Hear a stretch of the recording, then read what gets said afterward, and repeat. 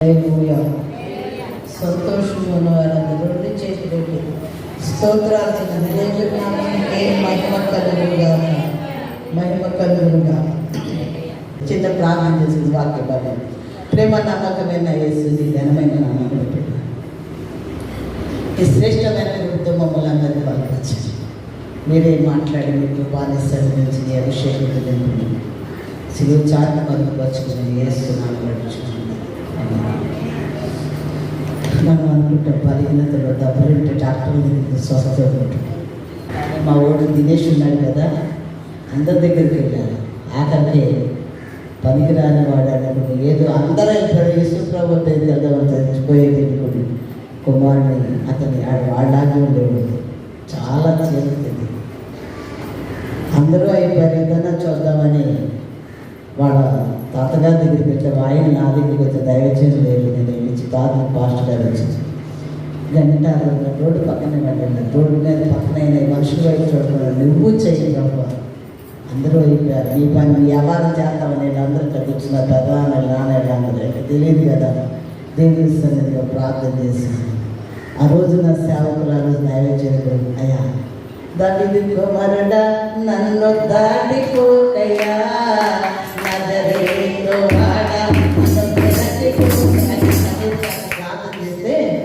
ఆడు 7 పాపనుడు 7 పాడాడు.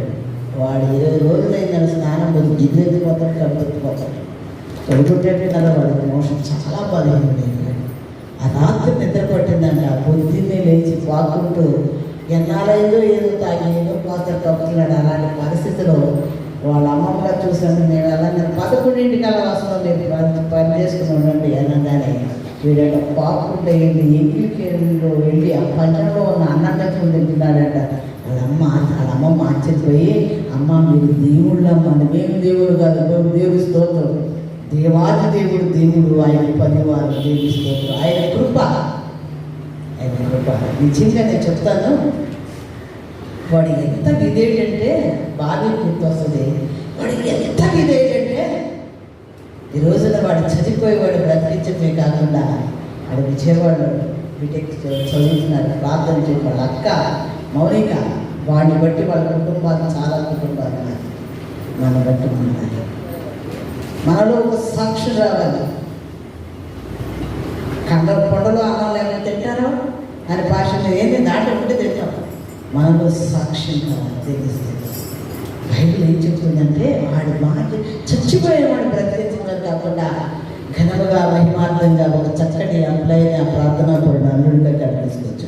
తండ్రిని మార్చచ్చు, నాన్నమ్మని మార్చచ్చు, బాబాయ్ వాళ్ళన్ని కుటుంబాలు కాడ దేవుడు మహాకృపతో వాడు ఎంత నమ్మకం ఉంటుంది. ఏదైతే ఒరే నీ నమ్మకతను ఎక్కలేనంత కొండెక్కిస్తాడు. అది దేవుడి స్తోత్రం. గోగుడ్లు పెట్టి గొలవలు పెట్టి ఎక్కడ పెడితే గుడ్లు లేకుండా సొన లేకుండా కడ లేక తెల్లసొన లేక పచ్చదనం లేక ఆమ్లెట్ ఎట్టకపోతే దేవుడి టాలెంట్ మనలో ఉండాలి. దేవుడి స్తోత్రం. నీకు నాకు చెప్పేది అదే పైన ఏం చెప్పచ్చు. అందుకనే దేవుని యొక్క సన్నిధిలో మనం దేవుని యొక్క వాక్యం వాడాలి. ఆ విధంగా దేవుడు తెచ్చుకుంటాడు. ఈ సంవత్సరం ఫైనల్ ఇయర్ మీరు ఒకటే కాదు, వాడు ఫైనల్ ఇయర్ ఆఫర్ లెటర్ వచ్చింది. క్యాంపస్ మంచి కాలేజీలో చదువుతాడు. అంతేకాకుండా వాడు మంచి జాబ్ పొజిషన్లో వాళ్ళ ఆర్థికులు వచ్చే యువతనేమోను కాక ఒకటే చెప్తాం, వాడు ఆర్థికులు వచ్చే యువత నుంచి మంచి భవిష్యత్తుగా వాడు ఉంచబడరు కాక. మరొకటి బిందు వాళ్ళ అమ్మాయిని అక్కడ స్కూల్లో జాయిన్ చేస్తానికి రెడీగా ఉన్నారు. వాళ్ళు మరి వెహికల్ తీసుకుని ఏదో వాళ్ళు ఈ ఆర్డర్ తీసుకెళ్ళాలంటే బయటకు పంపించాలంట. అనుదినం కూడా వాళ్ళ కోసం కూడా మీరు ప్రార్థన చేయాలి. దేవుడి మాటలు దేవుడు దీవించబడదు కదా. లూకాసు వార్త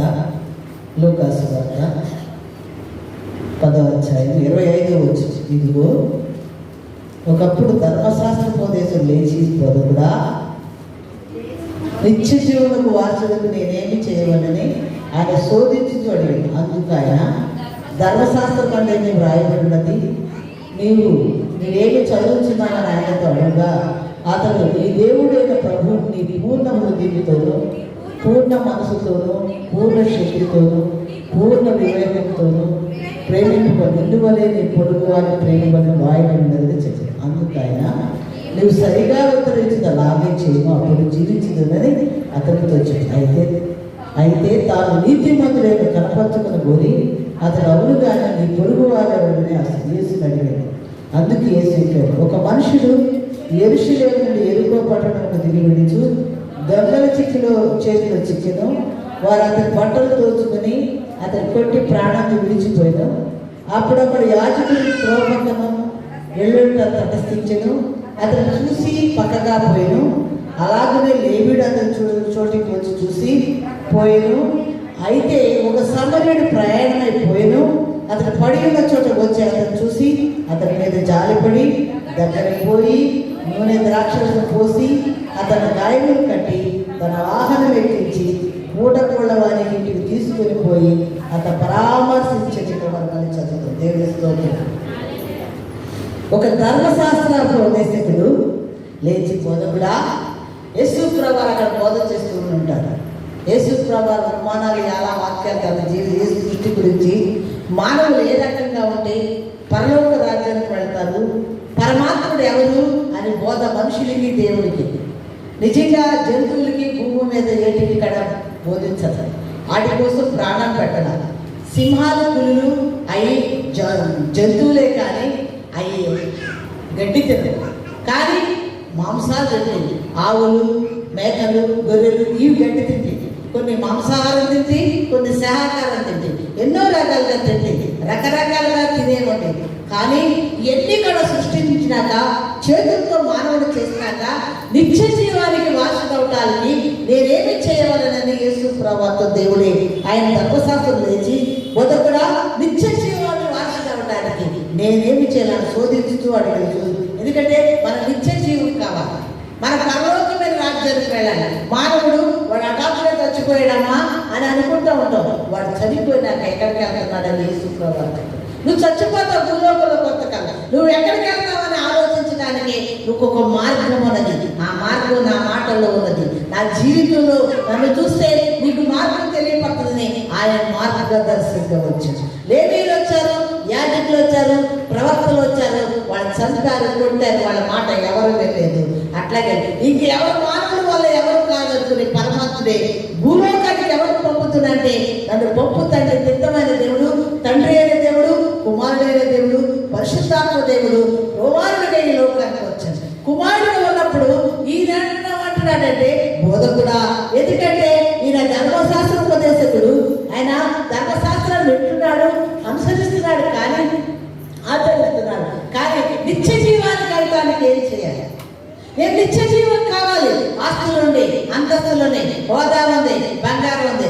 రాత్రి కాలంలో ప్రేర్ అయినాక వాక్యం చెప్తూ ఉండగా అక్కడ వాక్యం చదువు అయిపోయినాక వెళ్ళాం. ఎవరోనంట చాలా స్త్రీ అంట 8,000 కోట్లు అంట. ఎన్ని బంగారం నాకు అన్ని ఇక్కడ టకటక చాలా మంది స్వాదా చేస్తున్నారు. కానీ పరిశుద్ధాత్మ ఆదరణ మనల్ని స్వాదా ఎవరు చేసుకోలేదు. పరిశుద్ధాత్మ మనలో ఉంటే అపవాది కడ మనం టచ్ చేయడానికి లేదు. దేవుని ఆదరణ మనలో ఉంటే మన జీవితాన్ని టచ్ చేయడానికి లేదు, మన జీవితాన్ని నాశనం చేయడానికి లేదు. ఎందుకంటే వెలుగైన దేవుడు మనం తెలుసుకోవాలి. వెలుగైన దేవుడు మనలో ఉంటే ఎలా ఉండాలి, ఎలా మాట్లాడాలి, ఎలా జీవించాలి, ఎలా దేవుడితో సమాసం చేయాలని ఒక కృప మనకు ఆదరణ. మనలో మనమైతే మనగా నిలబడదాం అనుకుని డబ్బులు పడతాం. మనకి ఆదరణకర్త అయిన దేవుడు, పరిశుద్ధాత్మ అయిన దేవుడు, ప్రాణం పెట్టిన దేవుడు, మరణాలను ఇచ్చిన దేవుడు, సజీవుడైన దేవుడు, ఉన్నవాడు అనువాడు అల్పై మేఘ వర్తమాన భూత భవిష్యత్తు కాలం ఎరిగి ఉన్నవాడు నేను అనడానికి ఆయన సమర్థుడి దగ్గర, ఆయన దగ్గర మనం ఎంతటి వారిని తగ్గించుకున్నప్పుడు ఆయన మనలో ఉండే ఆదరణకర్తని నిత్య జీవిస్తాడు. అందుకనే వాసుడు అవడానికి, మా బెస్ట్ ఫ్రెండ్ అవడానికి, వండర్ఫుల్ గాడ్ అవడానికి, పరలోకానికి వెళ్ళడానికి దేవుని యొక్క కృప కావాలని ఆయన అడుగుతుందంట. అంటాడు, నేను ధర్మశాస్త్రం నేనేమి చేయాలని ఆయన శోధించాడట. అందుకైన ధర్మశాస్త్రం అందేమి రాయబడి, ధర్మశాస్త్రం అంది ఏమి రాయబడి?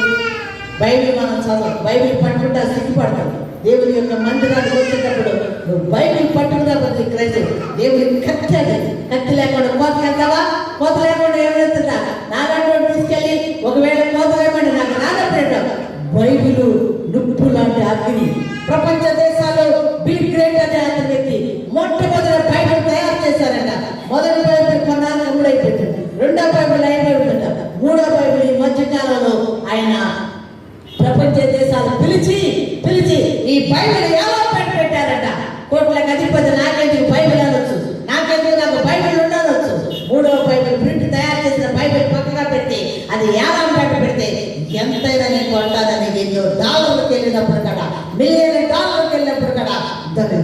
పెట్టుకున్నాడు.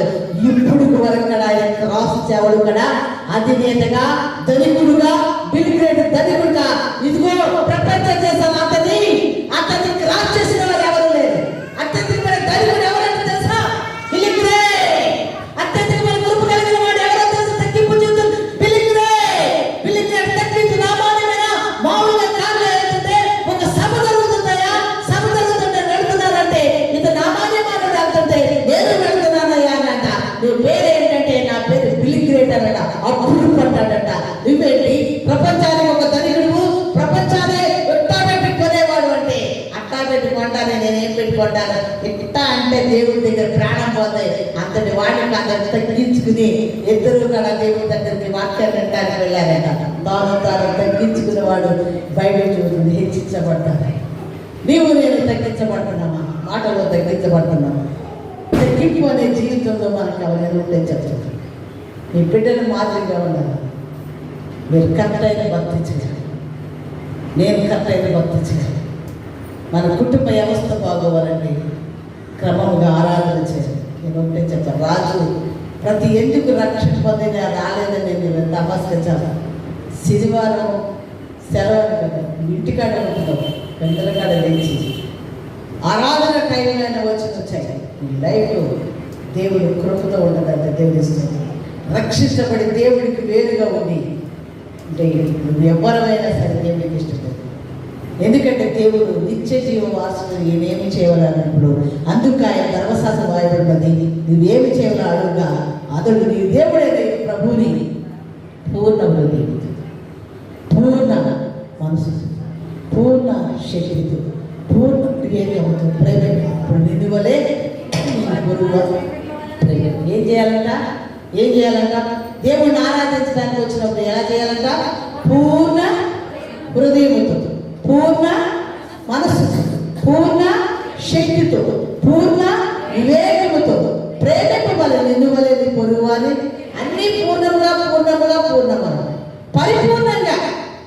చూడండి, తెల్లవాడు వచ్చానంట మన అమెరికా వాళ్ళు తెలియదు. ఎందుకంటే అంతా చక్కగా ఐటమ్స్ వండుకుంటారో లేదో మనకు తెలియదు. మాకు కోనాలు ఏది వచ్చి తెల్లవారు వచ్చారదా అంతా బాగానే ఉంది. ఇది మాకు తెలియదు. ఇది లోపలికి ఎట్ట వెళ్ళింది అంటున్నాడు. ఎందుకంటే పూర్ణం అది, కానీ దాంట్లో పూర్ణం ఉంది. ఆ పైన పూర్ణం సంపూర్ణంగా ఉంటే మన దేవుడు పూర్ణం చూసారా? ఆ పూర్ణంలో ఉన్న ఆ బెల్లం పాకం ఏదైనా సిక్కాయ ఉండైనా ఏదైనా అది తింటేనే ఇది రెండు కలిపి టేస్ట్ వస్తుంది. మనలో కూడా మన పూర్ణతతో ఉండినప్పుడు మనలో వేసేది మన జీవితం తెలియదు. అందుకనే పూర్ణ వివేకంతోనూ, పూర్ణ మనసుతోనూ, పూర్ణ నీ దేవుడైన ప్రభువుని ఏమంటున్నాడ? పూర్ణ శక్తితోనూ, పూర్ణ వివేకంతో దేవుడిని ప్రేమించాలి. ఆరాధించేటప్పుడు కానీ అన్నీ పరిపూర్ణంగానే ఉన్నాయి. పూర్ణ శక్తి పొందుకోవాలి, పూర్ణ ఆత్మ పొందుకోవాలి. దేవుడే పూర్ణ మనసు. ఎందుకంటే మనసు వేరే పెట్టి ఒక ఆవిడ చర్చికి వచ్చిందండి. పూర్ణ మనసు అంటే ఏంటంటే చర్చికి వచ్చిందండి, కుటుంబాట్లాడుతుందండి. కుటుంబాట్లాడుతుంటే ఈవిడ బొమ్మడేరు పులుసు పెట్టి ముట్టి మీద పెట్టి వచ్చిందండి.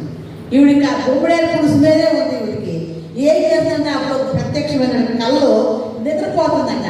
పోతా ఉండగా ఏమైంది? ఈవిడ నిద్రపోతా ఉండగా ఈవిడికి ఒక కళ వచ్చింది. ఏమని? బొమ్మడేరు పులుసు మీదే ఉంది కదా, ఎక్కువ పాటల రోజు తెద్దామని ఆలోచనతోనే ఉంది. ఈ బొమ్మడేరు పులుసు మీద ఏమవుతుంది? పిల్లి అలాగే అంతా ట్రై చేస్తుందంట. అట్లా ఏం చేసింది? కళ్ళలో దర్శనంలో తింటా దుంప దగ్గర ఏం చేసింది? చాసి మీద కొట్టిందంట. కొట్టేటప్పటికి ఎదురుండి ఆవిడ ఏం చేసింది? 4 కోళ్ళు కొంచెం ఎత్తంట. ఒక ముందు పడింది. ఆవిడ బొమ్మడే కూర్చుమాడు దేవుడేమి వెనకాలేమో ఈమె బద్దలైంది, ఎదరేమో కొళ్ళు ఉండి. ఈ కళ ఏం చేసింది? పూర్ణ మనసు నింపుతున్నప్పుడు ఇక ఆవిడ ఏమంటుంది? కళ్ళు కనపడతలేదా? ఎలా కొట్టాలో తెలియదా? ఈ బొమ్మడే పులుసు మీద పెట్టుకున్నాక అసలు లెక్క తగద ఎక్కి పెట్టుకుందంట. నిజంగా పూర్ణ మనసేనా అది? పూర్ణ మనసేనా? పూర్ణ మనసుతో ఉన్నప్పుడు, పూర్ణ ఆరాధన చేసినప్పుడు, పూర్ణ వివేకంతో ఉండినప్పుడు ఏం చేస్తుంది? బొమ్మడే పులుసు గారు ఏం దేవుని సన్నిధికి వచ్చేటప్పుడు నిర్లక్ష్యం అనే మనసు చూడాలి. దేవుని సన్నిధికి వచ్చేటప్పుడు వివేకంతో రావాలి, పూర్ణ హృదయంతో రావాలి, పూర్ణ శక్తి పొందుకోవాలి. శక్తి పొందుకోవాలి, మనుషుల శక్తి కాదు. ఎందుకంటే వేడిని పోసుకుంటే కుసేపు పోసుకుంటే అమ్మాయి అనిపిస్తుంది. ఆ శక్తి దైవ శక్తి మనుషులు ఇచ్చేది కాదు. మనసు ఆయన వాక్యము మనుషులు రాసింది కాదు. శక్తి దేవుడి, అందుకని ఆయన్ని నీలో ఉన్నది. అందువల్ల నీ పొరుగు వారు అటువంటి చేసుకుంటున్నాను. అప్పుడు వస్తుందంట నిత్య జీవానికి వాక్యం. నిత్య జీవాన్ని పొందుకోవాలంటే పూర్ణ మనసుతో ఆరాధన చేయాలి. ఏం చేస్తామండి, మా ఆయన పెద్ద బాగా తెచ్చాడు ఉపవాసం. ఏమో ఈ రోజున మానేద్దాం, 2 రోజులు చేద్దామని ఉపవాసం ఎత్తేసి చేపల కూర తిన్నాక అర్పించేసి తినేసిందంట. తినేమన్నా చర్చకొచ్చిందా, ఏమైనా ప్రార్థన కుదరదు, గంట క్షమించమని గురకలు కొట్టేసిందంట. గురకలు కొట్టేసి ఏం చేస్తుంది, బాగా మళ్ళీ సాయంత్రం తిందంట. మన్నాడు ఏం చేసిందంట, ఇక ఇంట్లోకి వెళ్తాంటే బయటికి రా, ఇంట్లోకి వెళ్తాం డాక్టర్ పని చేయదు. అమ్మా కుమారి నడవలేకపోతుంది 2 కేజీలు. అమ్మా కుమారి తప్పు చేశానమ్మా, ఏంటి అలా ముందు తప్పు లేకుండా నేనే దేవుడా, సరే మోషన్ లేక తగ్గట్లేదమ్మా, తగ్గట్లే. అంత అయిపోయినాక చేతులన్నీ కాడ ఏ పని లేనప్పుడు అంత అయిన పరిస్థితి అప్పుడు దేవుడు గుర్తొస్తాడు. యాజకుడు ప్రార్థన చేస్తాడు, పిచ్చోళ్ళ దేవుడు నువ్వు మోస్తాడంటే టావు దేవుడు అంటే మెరుగు లేదట. సర్లే మధ్య బయటిచ్చి ఇట్లాంటి పనులు ఎప్పుడు చేయబాకని చెప్పి. ఎందుకంటే దేవుడు అమ్మా ఇంకెప్పుడు చేయనమ్మా, అమ్మా రాత్రి తెల్లవారు నిద్రలేదమ్మా అని అనుకుంటాం. దేవుని వాక్యం ఏం చెబుతుందో తెలుసా, నిన్ను పోలే నీ పొరుగు వాళ్ళని ప్రేమించు, నీ దేవుడే నీ యెహోవాను సేవించు, పూర్ణ హృదయంతో సేవించు, దేవుని ఆరాధించదు, దేవుని వివేచనతో. ఒక కార్యం కావాలన్నారు, ఒక పట్టుదలతో మనం చేస్తున్నప్పుడు ఏం చేయాలి? మొన్న ఇంటి పెళ్లికి వెళ్ళి వచ్చినాక పాస్టర్ గారు ఇంటి తాళం వేశారు, వంట రూమ్ తాళం వేశారు. వంట రూమ్ ముందు టీ తాగా తిక్కతిక్క కావాలి అనుకుంటావా? ఈ రోజు ఏదో చేయలేదంటే మనం చేయలేకపోతే మనకే నష్టం, మనం వెళ్ళలేకపోతే మనకే నష్టం, క్రమం లేకపోతే మనకే నష్టం, ఒక పట్టుదల లేకపోతే మనకే నష్టం. ఒక తాడవ్వాలంటే పొలుకోవాలన్నా కొట్టవాలన్నా అది వేస్తేనే. ఒక కార్యం చేయాలన్నా మనమే అంటున్నాడు. అన్నీ అక్కడ ఇచ్చాడు వస్తువులు, అన్నీ ఉపవాసం ఉండమన్నాడు, ఎలా ఉండాలో అనుకున్నాడు, మాదిరి చూపించాడు, ప్రాణం పెట్టాడు, ప్రవక్తను పంపించాడు. మీరు మనం జ్ఞానంగా అన్నట్లు మనకి. అంతేగాని దేవుడి సన్నిధిలో ఏదో వేరుగా ఉంటే, దేవుడి కనెక్షన్ లేకుండా ఉంటే దేవుడు ఏంటంటున్నాడు, ఆయన అక్కడ మనకి ఈపి పెడతాడు, ధ్యానం ఈపి పెడతాడు. అందుకే అంటున్నాడు, నిన్ను వలే నీ పొరుగు వారిని ప్రేమించు. పొరుగు వారిని ప్రేమించు, పెద్దవారైనా చిన్నవారు. అత్తలు ఎక్కువ చచ్చిపోతారు.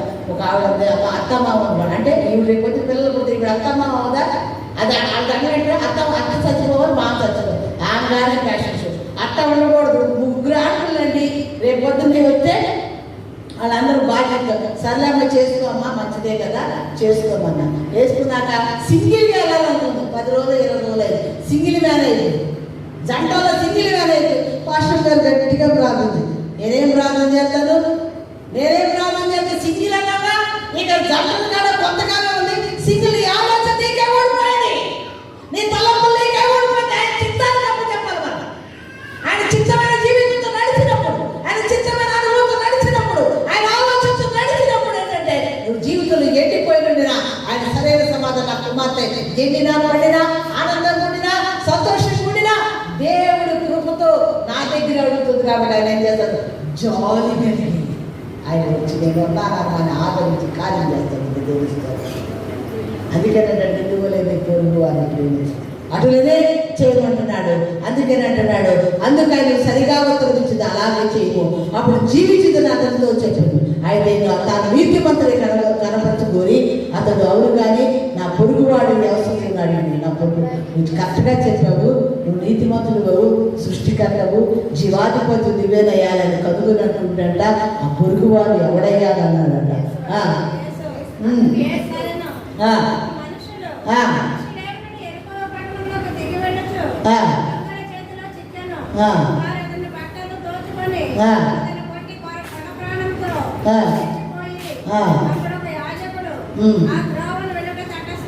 దేవుని స్తోత్రం. అందుకని ఆ పొరుగు వారు ఎవడయ్యా చేసినాడు. అందుకు చేసి ఇట్లనే ఒక మనుషుడు యెరూషలేము నుండి యెరికో పట్టణంకు దిగి వెళ్ళొచ్చు, దొంగల చేతిలో చిక్కిన వాడు అతని బట్టలు దోచుకుని అతని కొట్టి కొర ప్రాణంతో విడిచిపోయింది. ఒక మనుషుడు యెరూషలేము నుంచి యెరికో పట్టణానికి వెళుతుండగా మధ్యలో దొంగలు చూశారు. దొంగలు చూసి ఏం చేశారట, అతను బట్టలు చూస్తున్నారు, ఏదో వ్యాపారం వేస్తా దాన్ని కొట్టారట, రక్తం కొడుకుతాడు, పడవేసి వెళ్ళిపోయారు.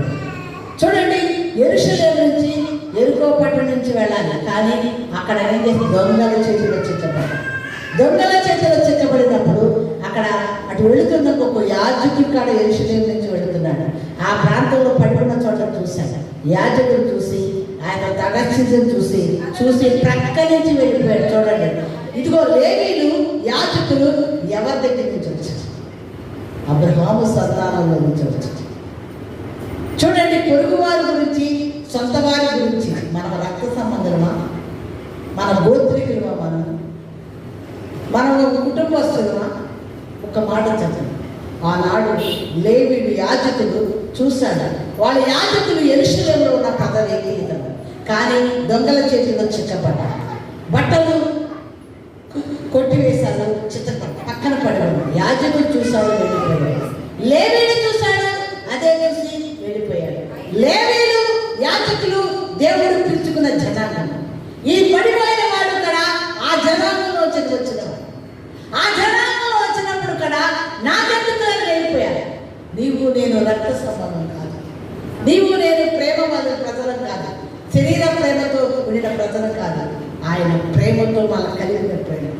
ఆయన ఎవరో తెలియనిప్పుడు క్రీస్తు నామములో ఫలానా వ్యక్తి దేవుని మందిరానికి వచ్చినప్పుడు, తటస్థించినప్పుడు, పడిపోయిన బలహీనత చేత ఉన్నప్పుడు, కొట్టబడిన ఈ ప్రజలు కాపాడుకున్నప్పుడు యాజకుడు సమరీయుడు, ఒకప్పుడు ఎవరికైనా తెలియని వాడు, ఒకప్పుడు తృణీకరించబడిన వాడు, ఒకప్పుడు దొంగ చేతిలో పాపము చేత కొట్టబడిన వ్యక్తిని దేవుడు పట్టుకుని స్వస్థపరిచి, ఒరే నువ్వు నా పని చేయరా, ఇదిగో దేవుని విధేయత నేర్చుకోమని చెప్పిన వాడు దేవుని యొక్క సమరీయుడు. ఎందుకంటే ఒకప్పుడు పనికిరానివాడు, వేరే సాంగత్యంతో జీవివారు, వాళ్ళ పగటి పోల వెళ్ళటానికి, ఆ మాటలు వెళ్ళటానికి లేదు. ఎవరు కూడా అక్కడ ఉన్న ప్రజలందరూ ఇక్కడ వెళ్ళేటప్పుడు వెళ్ళటానికి లేదు. తృణీకరించబడిన వాడు మూడో వాడిగా సమరీయుడు వెళుతున్నాడు.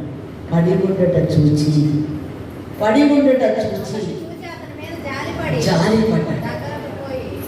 జాలిపడ్డాడు. చూశాడు, వెళ్ళిపోయారు.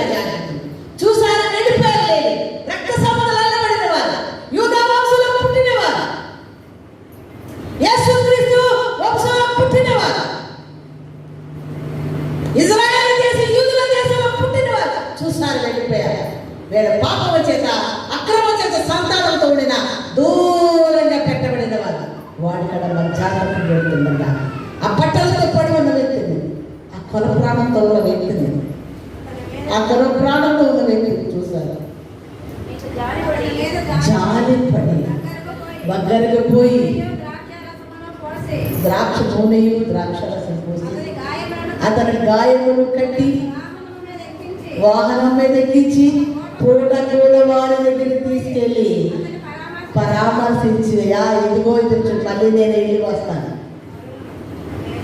మన్నాడు నేను వెళ్ళి వస్తాను. కానీ మీరు ఇది మాత్రం ఏం చేశారట? ముందు ఏ వాహనం ఎక్కించడానికి రక్తపు మడుగులో పడిన వ్యక్తిని జాగ్రత్త. ఒకటే నేనైనా నువ్వు గాయాలు కట్టబడిన కాలు ఎగరేస్తే తిప్పలు తప్పదని బైబిల్ చెబుతుంది. దైవజనుడు గారు విశ్వాసం వచ్చు, ఒకరికొకరు సంబంధం లేనట్టు గాయాలతో ఉండిన పడి ఉన్న వ్యక్తిని చూసి జాలిపడి నూనె పోసి ద్రాక్షరసం పోసి కట్టి అతని పూటగాళ్ళ వాడికి గాడిద మీద ఎక్కించుకుని తీసుకుని పోయి పరామర్శించి, ఇదిగో మళ్ళీ రేపు నేను వస్తాను,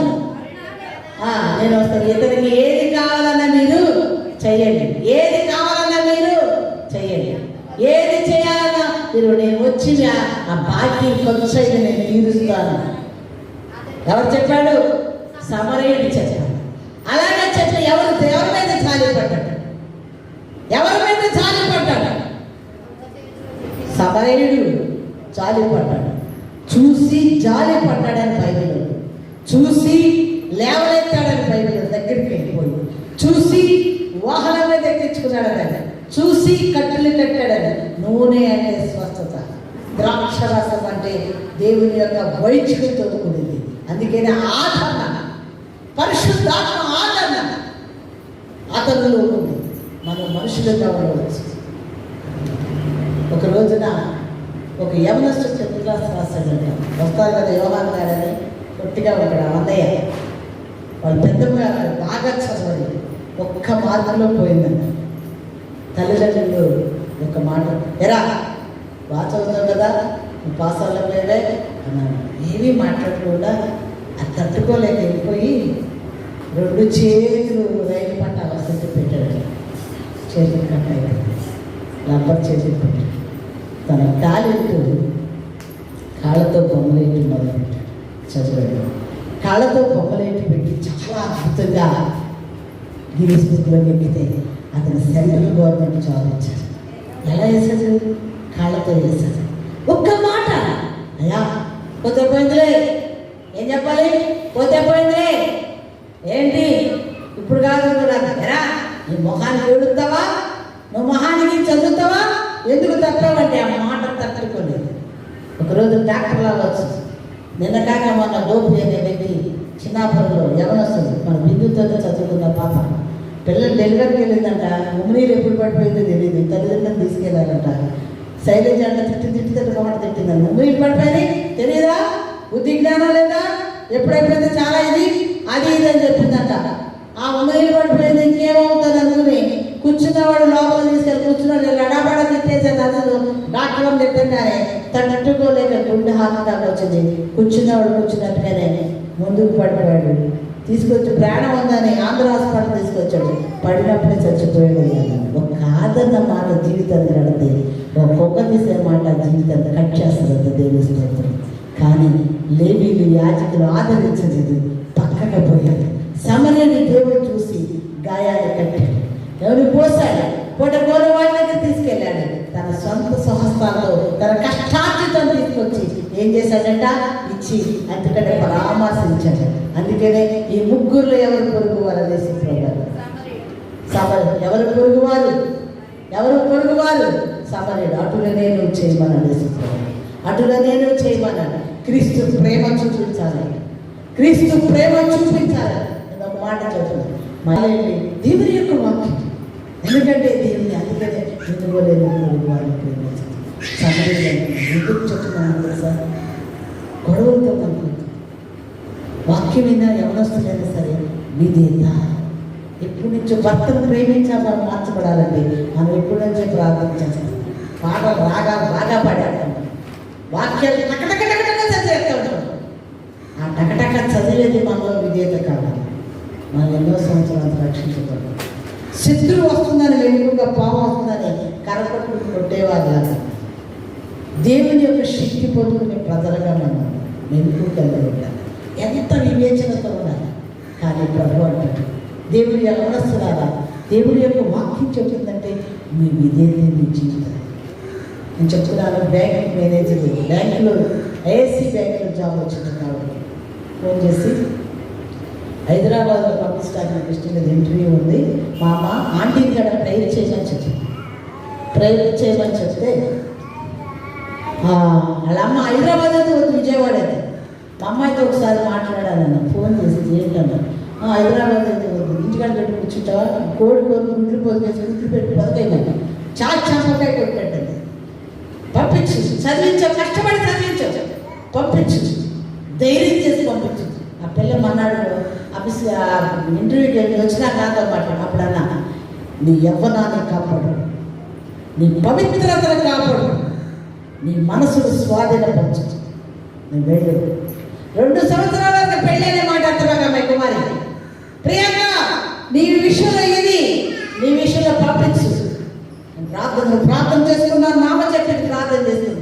ఇంటర్వ్యూ చేయగా ప్రార్థన చేశాను. వచ్చింది హైదరాబాద్లో జాబ్ వచ్చింది. దేవుడి యొక్క మహాకృపతో ఐసిఐసిఐ బ్యాంక్లో జాబ్ వచ్చింది. ఆంటీ కాలు పంపిస్తానండి. నేను అన్నాను, దేవుని చర్చి కడుతున్నారు, అది కొంచెం ప్లాట్ఫామ్ వద్ద పడుతుంటా అన్నావు కదా, నీకుతో నాకు వద్దు కానీ మాకు కాదు కానీ ఆ పనికి ఉపయోగిద్దాంరా అని అన్నాను. అంటే ఆవిడ అమ్మగారి దగ్గర తీసుకొచ్చి తర్వాత దూసుని కానీ ఇచ్చి, ఎందుకనంటే ఒక మనిషిని ప్రోత్సహించేవారని మన వాక్యం. మనకి దేవుడికి మధ్యవర్తి అయిన దేవుడు మనలో నుంచి దేవుడు కనపడతాడు. యేసు ప్రభువు డైరెక్టర్ కనపడతాడు. వాక్యం చదివితే మనకు అర్థం అవుతుంది, వాక్యంలో ఎలా నడవాలో మనకు తెలియదు. కానీ పక్క వారి అన్ని చదివికి తెలియదు. మనం చూసి మారాలి. ఎందుకనంటే నాడు పొరుగు వారి గాయాలు అన్నీ ఉంటాయి, మనశ్శాంతి ఉండదు, తిందామంటే ఉండదు, షుగర్ ఉన్నవాడు ఏదైనా అడావిడిగా ఒక కళాకారులు పావులు తెచ్చుకుంటుందామంటే ధైర్యం దమ్ముందా? ధైర్యం దమ్ముందా? గత ఉప్పు ఎక్కువైతే బీపీ ఉండేవాడు ఒకవేళ ధైర్యం దమ్ముందా? దేవుని వాక్యంతో మనం ఉంటే మన దేవుడు మనకున్నాడు. సుడులైనా సుడిగుండాలైనా బెదలైనా వ్యాధి బాధలైనా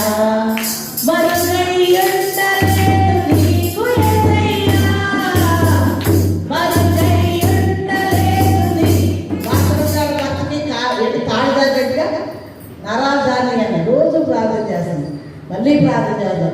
వాసనం గారి భర్తకి వస్తున్న ప్రార్థన ఎవరు పెట్టుతానో వాసనంలో ప్రార్థన చేయండి.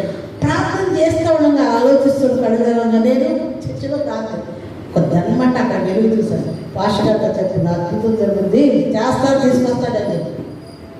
ఏం చేస్తారు? అది అయ్యో సెట్ అవుతలేదా?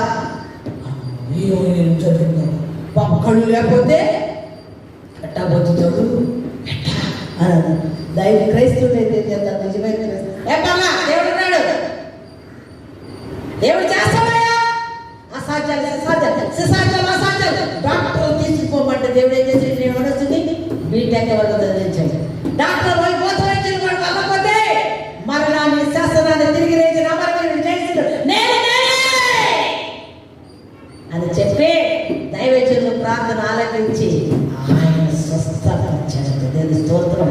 ఈరోజు ఆయన ఆవిడ పెట్టే కుటుంబాలని ఇక్కడ మార్చడం నిజంగా తల్లి తల్లడిల్లిపోతున్నా కదే చూసి కదా నేను కదా అడుక్కున్నదాన్నగా పిచ్చివాళ్ళగా అయ్యా దాటిపోవద్దయ్యా. తల్లి తల్లడిల్లిపోయి ఏడుస్తుందయ్యా. వాడు ఊపిరి లేదు, విశ్వాసం ఎత్తేస్తున్నాడు, వాడు ఎక్కడో కీ అన్నాడు, రామో లేకుండా ఏడుస్తున్నాడయ్యా అని అన్నాడు. దైవజనులు వచ్చారు, 40 దినాలు ఉపవాసంలో ఉన్నారు.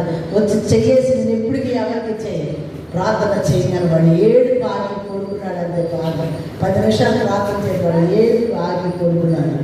ఆ 7 ఇప్పటికీ లేదు. స్తోత్రం హల్లెలూయా. ఎందుకంటే దేవుని కృప చాలా ఎప్పుడు చెప్పాలి? అమ్మాయి అమ్మాయి రమణ ఒకటి చెప్తున్నాను, చాలా సమస్యలు వస్తాయి, చాలా పోరాటాలు వస్తాయి. పోరాటాలు జయించాలని ఒక మాట చెప్తున్నాను. ఆదివారమే కాదు, బుధవారం శనివారం చర్చికి, శనివారం చెప్పారు, బుధవారం మన కుటుంబానికి వస్తే, శనివారం సంఘానికి వస్తే, కొన్ని సంవత్సరాలు వాడు పుట్టిన మొదలు ఇప్పుడు కాడ పుట్టిన పనైనా ఈ 2 వారాలు మందిరానికి మానవులు దేవుని స్తోత్రం. మందిరానికి మానవులు దేవుడు 3 పిల్లల్ని మంచి దేవుడు పొజిషన్లో పెట్టాడు. దేవుని స్తోత్రం. అది అమ్మాయి ఇక్కడ ఈ మధ్యకాలంలో పెళ్ళైనాక జాబ్ రిజైన్ అయితే మళ్ళీ దేవుడు తనకు తగిన జాబ్ ఇచ్చాడు. తల్లి ప్రార్థన మంచి అన్నం ఇచ్చాడు. వీళ్ళకి మించిన పుత్రులు దేవుడు తీసుకొచ్చాడు. నేను కాడ 2 పిల్లలు కాడ ప్రార్థన చేసి రానున్నదన్నాను. ఒక మూల స్తంభాలు ఎవరు తెలుసా? తల్లి ప్రార్థన. తల్లి ప్రార్థన బేసిక్ ప్రార్థన అకౌంట్లో ఉండాలి. ఆయన భయాన్ని పట్టి అటులనే. అందుకని ఎవరు పొరుగు వాడంటే సమరేయుడు అన్నాడు. తదన్నా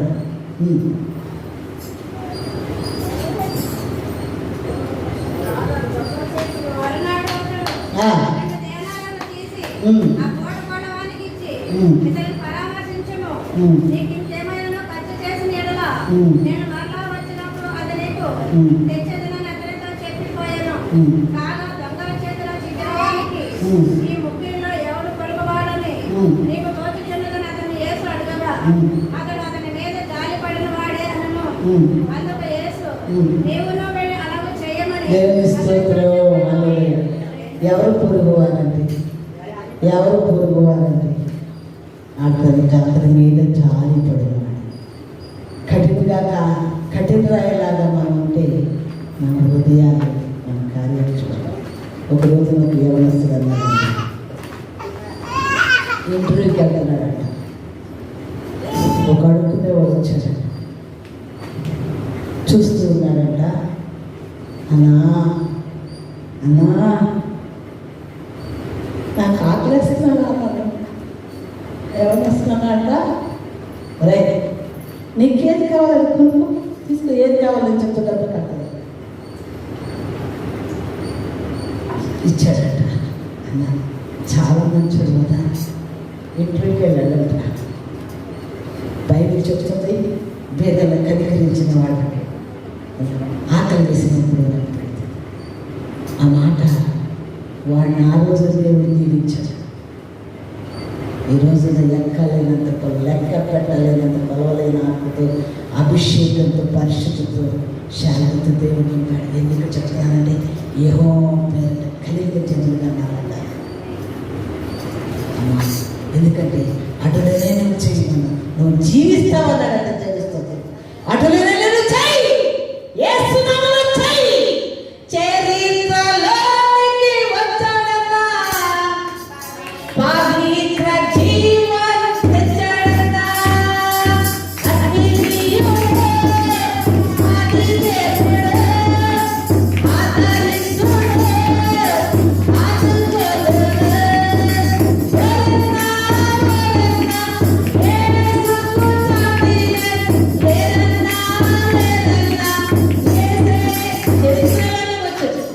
మన మా ఇంటికాడ ఎవరు పెళ్ళిళ్ళైనా మా ఇంట్లో పెట్టేదండి. గాలి తుప్పు ఆ పక్కన పెళ్ళైనా అది ఎప్పుడో వస్తుంది, వాటిలో క్యాటరింగ్ ఇచ్చారు. సరే మా ఆర్డర్, ఎందుకంటే ఒక 25 మంది 20 మంది అది బస్స అక్కడ ఉండటం, టీలు కాదు, స్నానాలు చేయడం ఉండాలి. అక్కడే దాంట్లో టీవీలో మంచి చెడ్డ ఏదైనా పాలు బయట మంచి బయట. ఎందుకంటే క్రీస్తు యొక్క కృప. అక్కడితో ఒక్క టీ కాసుకుంటాను ఇక్కడ చాలా తక్కువ పడవచ్చు. కొన్ని సంవత్సరాలు ఇది ఉండొచ్చు, శరీరంగా భూమి అన్నీ ఉండొచ్చు, సమయానికి వయసు ఉంది. కానీ ఆయన కృప చెయ్యి చాపినాక 5 రొట్టెలు సంపూర్ణంగా నా పరిచయం, నీ పని నేను చేస్తాను. అప్పటి వరకు 50-50గా చేసా వెళ్ళు చేద్దాంలే అన్నప్పుడు నేక్కడ చేస్తాలే అని అన్నది. సంపూర్ణంగా ఆయన పరిచయాన్ని ఎప్పుడైతే మాట్లాడుతున్నాడు విన్నాను, సంపూర్ణంగా ఆయన సరెండర్ అయిపోయినాక నా పని ఆయన ప్రారంభించింది.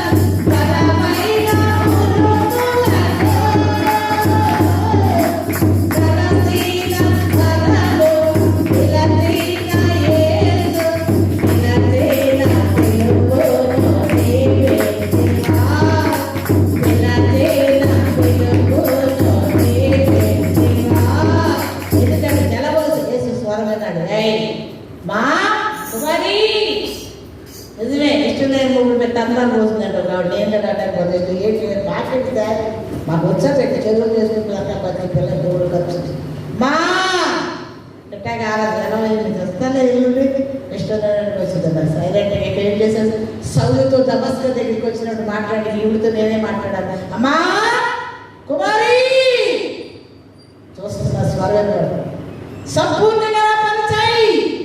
అది చూడు ఒక్క ఆయన తక్కువ, రెండో కాదు అని ఎక్కువ తక్కాను.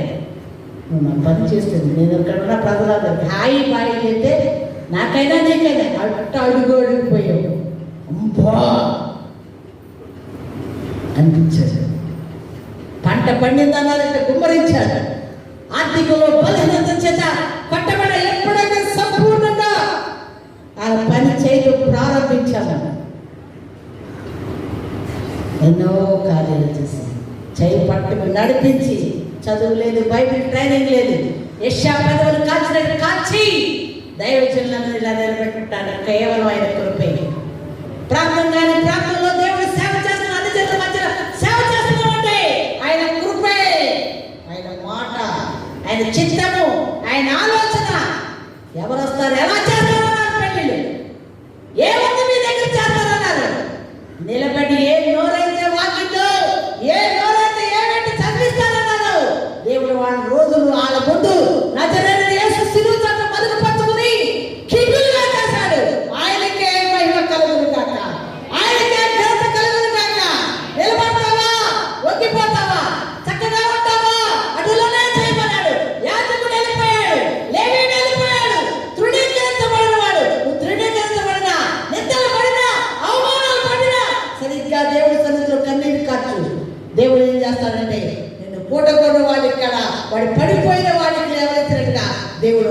అడుగులనే జీవిస్తావన్నాడు. అన్నీ ఉంటాయి, ఇవి తింటామంటే ఆకలి లేదు, మనశ్శాంతి లేదు. కానీ ఆయన వాక్యంతో మన బ్రతుకుతాం, ఆయన చిత్తంతో అటులనే జీవితం. తాను తగ్గించుకున్నవాడు హెచ్చించబడున్నాడు. బైబిల్ చూస్తుంది. అటులనే నువ్వు చెయ్యి, అటులనే నువ్వు చెయ్యి, నువ్వు జీవిస్తానన్నాడు. ఎక్కడ జీవిస్తావు? పరలోకంలో ఉంటావు. పరలోకంలో భూమి మీద చచ్చిపోతావు. ఎప్పటికైనా నువ్వు నేను విడిచి వెళ్ళవలసింది. బతుకుండగా ప్రాణం ఉండగానే అమ్మో పాస్టర్ గారు ఈ రోజు వచ్చింది, వాక్యం చెప్పింది, గుండెలు వంటని ఏదో నన్ను విడిచింది అది వంటని అనుకోవచ్చు. కానీ నేను ప్రాణం ఉండబట్టే నేను బయటికి వెళ్ళాక ప్రాణం వెళ్ళిపోయేదాక నరకానికి వెళ్తావా, పరలోకానికి వెళ్తావా? అందుకే నువ్వు జీవించాలంటే, యుగయుగములు జీవించాలంటే బంగారు మయమైన లోకమే రత్న వజ్రాల పూజాల సేవలే, ఒక బంగారు సింహాసనమున నాకై ఉంచావా ఓ యేసుదేవా.